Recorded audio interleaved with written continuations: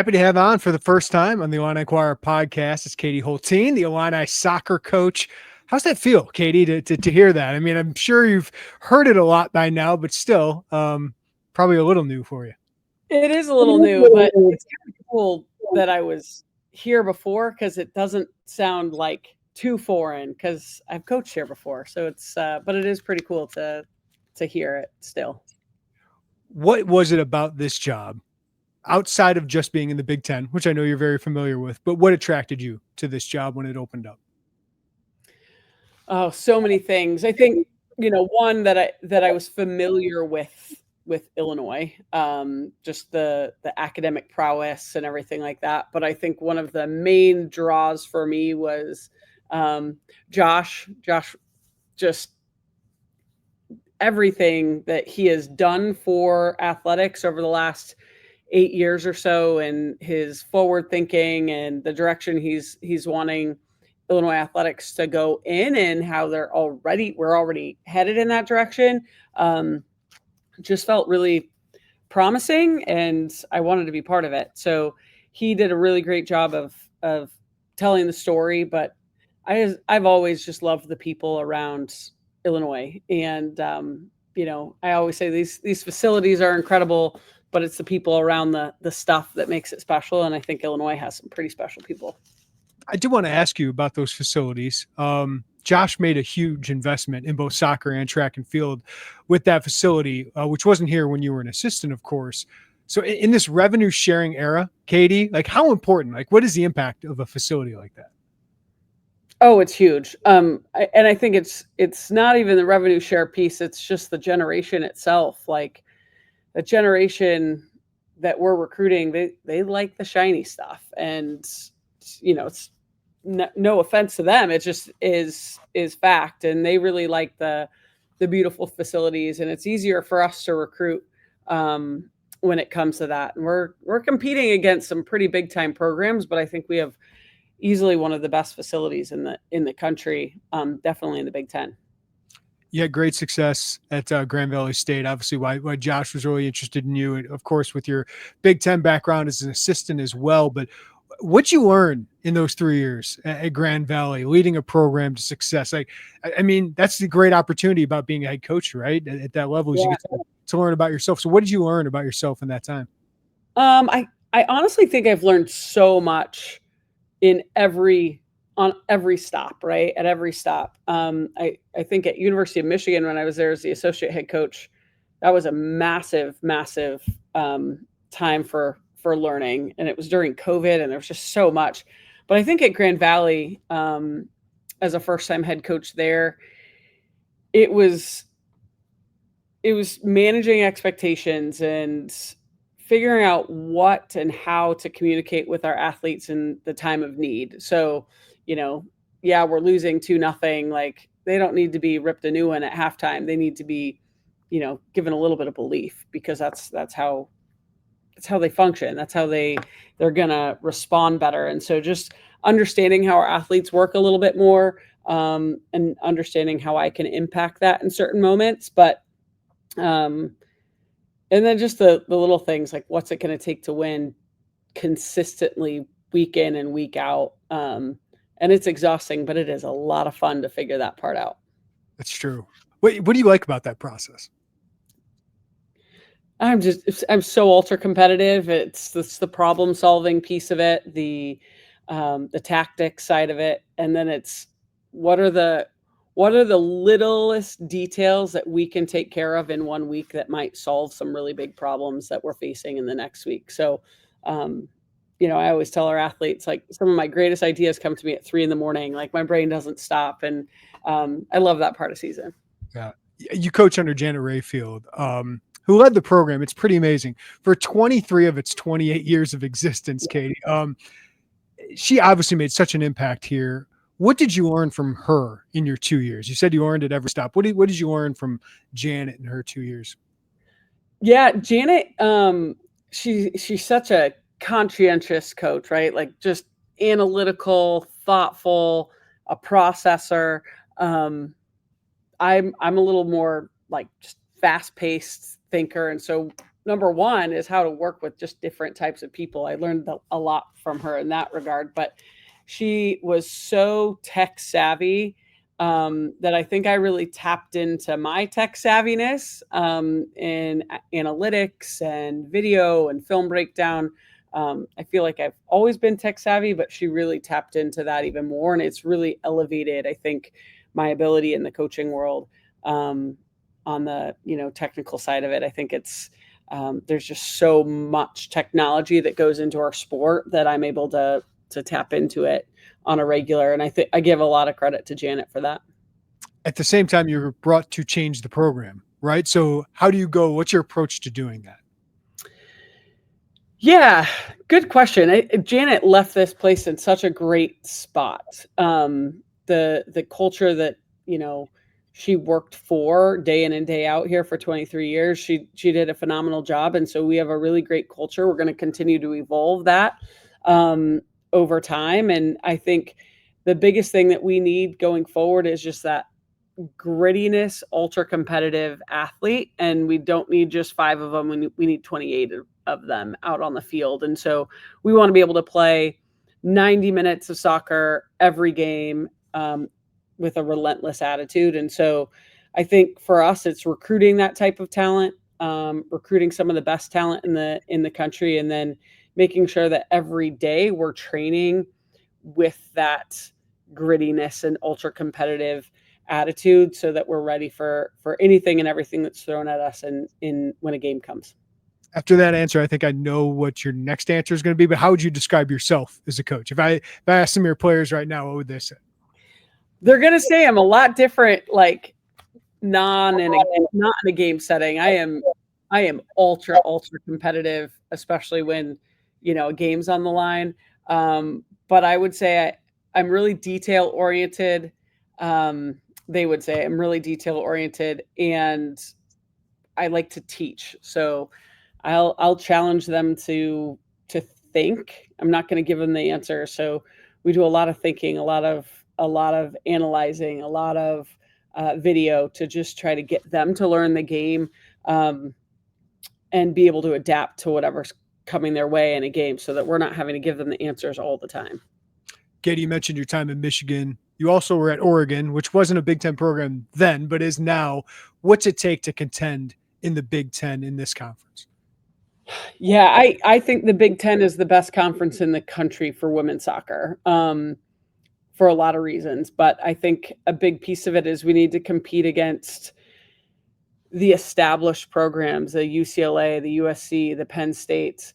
Those guys just have, pipelines of athletes, national team athletes coming in. We need to make waves this fall and prove to these recruits that we're going to go do something special. And I think that's going to help us bring in different and new talent, national team caliber type talent. But yeah, I think we're going to have to really compete with them on the recruiting side of it first, so that we can compete with them on the field. But if we can match their athleticism, if we can match their soccer savviness, I think we'll be all right. We might not always be able to match their technical abilities or what have you each and every year, but in year one, I think we can match their athletic ability and their savviness for sure. I'm not the biggest soccer expert at all, but how would you describe to somebody like me, a layperson, when it comes to soccer, if they come to Demerjen Park this fall, what kind of style of play is the Katie Hultin team going to have? Yeah. Super possession oriented. When we have possession of the ball, we're going to look to keep it. You're not going to see that direct style where we're just kicking and running. Really possession oriented, very dynamic, I would say. So you'll see a lot of movement, people moving from the middle of the field out wide. And then my favorite part of the game is just collective and disciplined pressure. So we're going to defend as high up the field as we can. And every single player on our field will defend, which you don't see very often. So that's something that we'll bring to every game, is just this collective and disciplined pressure as high up the field as we can. You've added a handful of transfers to kind of bring in what you want to bring. What do they bring to the program, and how did you kind of want to start building in the direction of what you want to build for a roster? Yeah, I think the transfer portal was just okay, and I think we ended up with some really great transfers out of that portal. So we've got, some attacking threats. Kayla Jackson coming from Georgia. She's going to be really good in sort of that forward center mid role for us. She's crafty. She's athletic. Has great vision. I think she's going to add something that we haven't seen before. And then we've got some speed coming in out wide. We already have a ton of speed out wide. We're just adding more. So our depth's going to be much better. We've got a goalkeeper coming in, Kaylin Junk. She came from Grand Valley. She's just going to make our goalkeeper group so much better. Just challenging them day in and day out. So they're going to be able to grow every day. And then we've got a center back coming in that's going to help with our center backs.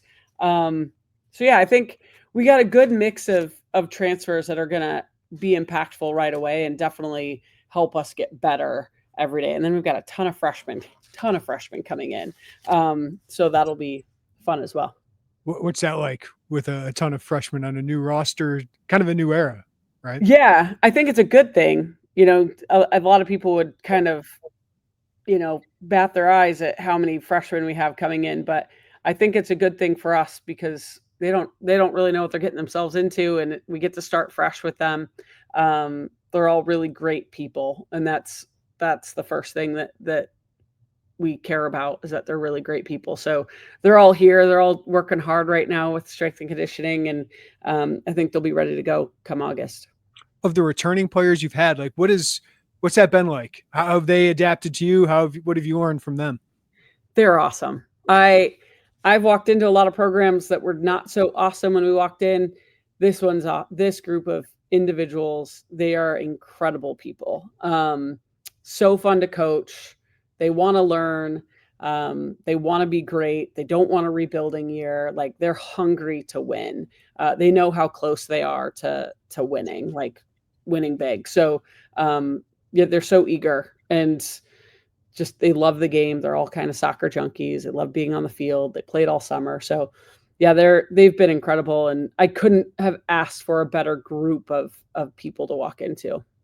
Year ones are really interesting, Katie, because obviously the transfer portal allows you to compete right away, potentially change your program right away, but you also have long-term goals. So if I look back in 3 years, like what would you say your year one goal would be, or what would you accomplish that would be good goals for year one? Yeah, I think for us is establishing ourselves as a threat in the Big Ten, not just a team that teams are going to overlook. And I don't think that teams have overlooked Illinois in the past, but they've always sort of been on the fence. We want to be a team that, like, teams are nervous to play, right? And so I think we can do that this year. I think we can make a name for ourselves in terms of just our tactics alone. And just this relentless mentality. There's those teams out there that you just never know what you're going to get, but they're going to come out and be absolutely relentless and hard to play against. And so I think year one for us is we're gonna learn, we're gonna grow. We're probably gonna have some really great days and some really hard days, but I think at the end of the day and at the end of the season, our hope is that everyone knows that Illinois was not easy to play against, and that we can be a real threat going forward.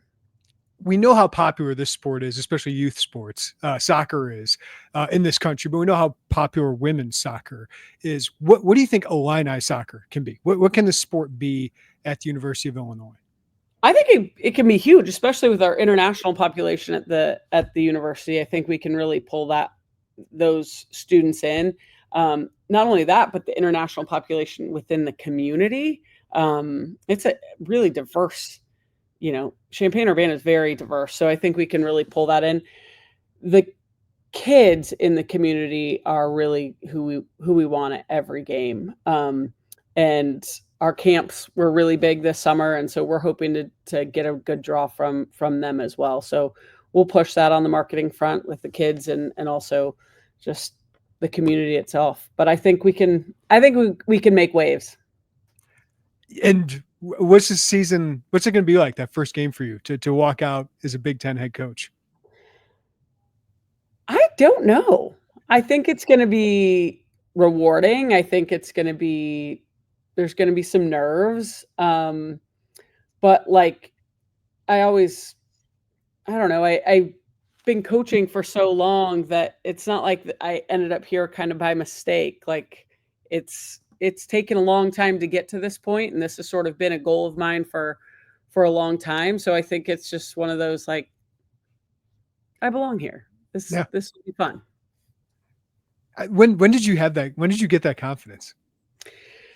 I don't know. I think that I'm not naturally like a confident person, but I think the more I think about how long I've been coaching, I mean, there's a lot of coaches that just go be an assistant for 2 years and then they're a head coach right away. But I think I've just taken my time through the process and trusted the process. The same thing we tell our athletes all the time is trust the process, grow from every moment. And I think I've done that and kind of ended up in a perfect place for myself and for my family. So hopefully we can, go win and stay here forever.